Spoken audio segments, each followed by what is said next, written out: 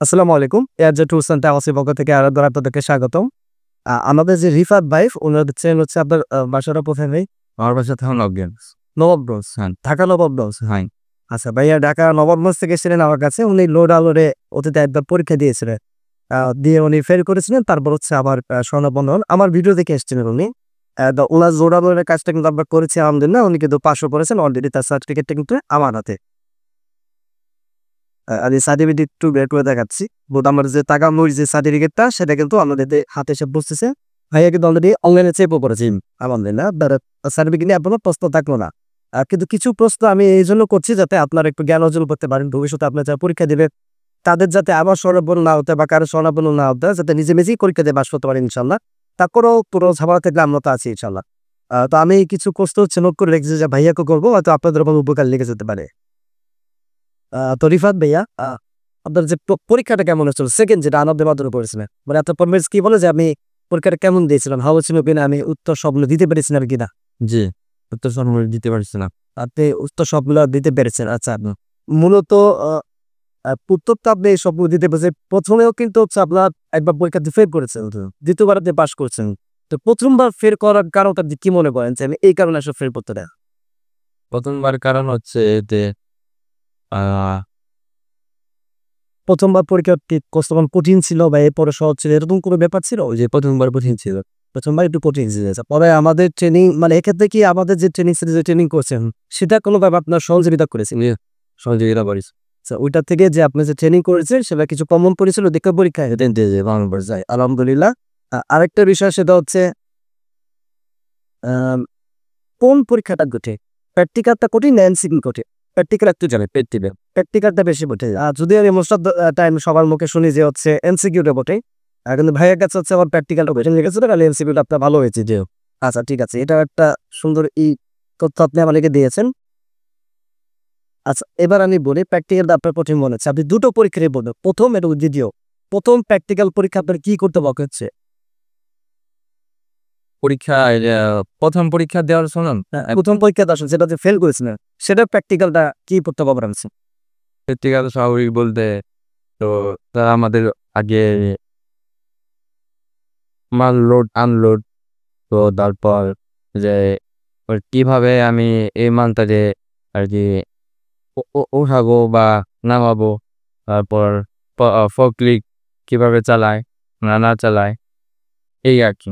আচ্ছা এটা আর দ্বিতীয় যে প্র্যাকটিক্যাল পরীক্ষা যেটা আপনি পাস করেছেন সেটাতে কি পড়তে বলা হয়েছিল?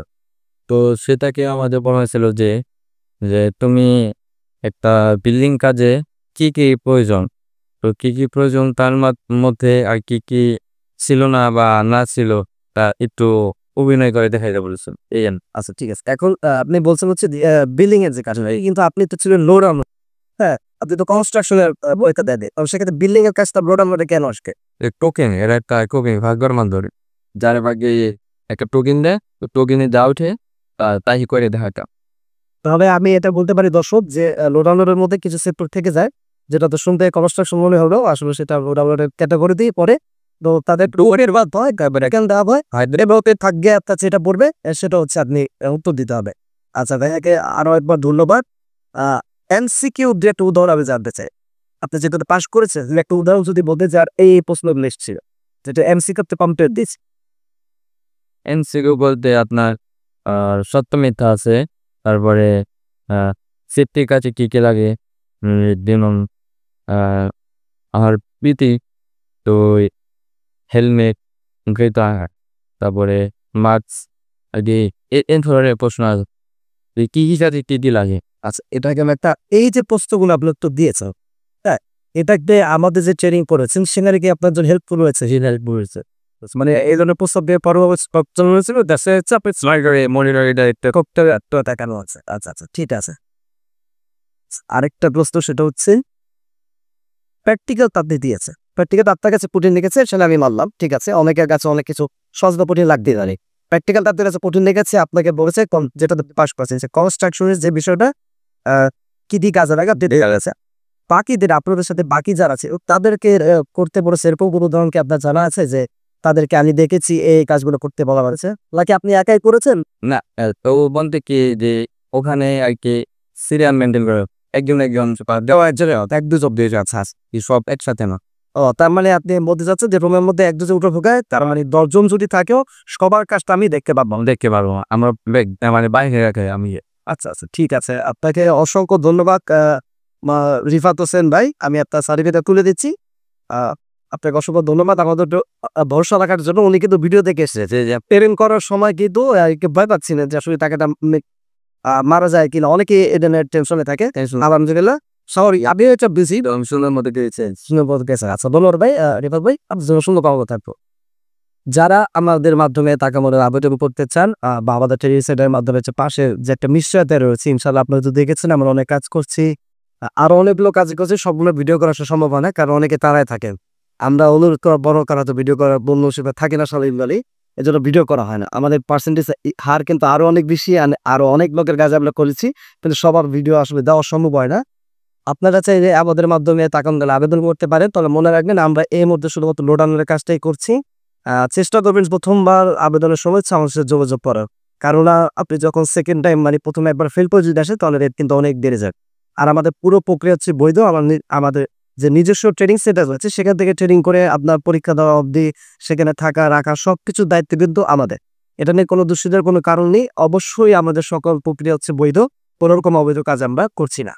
আরেকটা গুরুত্বপূর্ণ বিষয়, আপনারা হুট করে নাম্বার নিয়ে কল করে ফেলছেন, কিছু জানছেন না, বুঝছেন না, ভিডিওটা দেখছেন না, বোঝার চেষ্টা করছেন না, এটা খুবই খারাপ। তার নাম হচ্ছে ফোন ধরে আপনাতে পারবো না, কারণ সবকিছুর কিন্তু একটা লিমিট থাকে স্বাভাবিকভাবেই। আপনারা অবশ্যই চেষ্টা করবেন নাম্বারটি প্রথমে আপনার মোবাইলে সেভ করুন, হোয়াটসঅ্যাপে কানেক্ট করুন, হোয়াটসঅ্যাপ করুন। কেননা আপনি যখন ফোন করছেন ধরো জায়গায় আমি খুব ব্যস্ত, এই যে এখন ধরেন আমি ভিডিওটি করছি, এখন কিন্তু আপনি আমাকে ফোন করলে পাচ্ছেন না, ঠিক আছে, কিন্তু এখন যদি আপনি আমাকে হোয়াটসঅ্যাপে লক করে রাখতেন সেক্ষেত্রে কিন্তু আমি একটু ফ্রি হলে আপনার কেউ রিপ্লাই দিতে পারতাম না। সবাই চেষ্টা করুন ফোন না করে হোয়াটসঅ্যাপে একটা মেসেজ করতে, ইনশাল্লাহ আমরা যত দ্রুত সম্ভব রিপ্লাই দেওয়ার চেষ্টা করবো।